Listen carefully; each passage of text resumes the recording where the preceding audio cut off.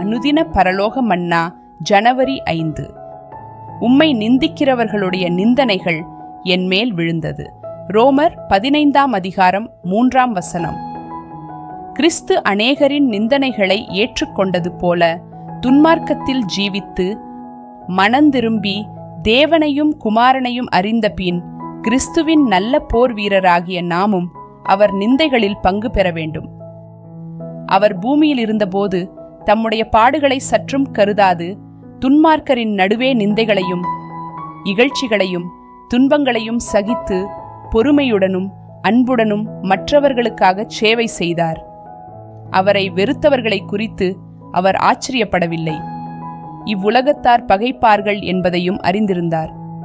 ஆகையால் அவர் நிந்தைகளையும் அவமானங்களையும் குற்றச்சாட்டுகளையும் எதிர்பார்த்திருந்தார்.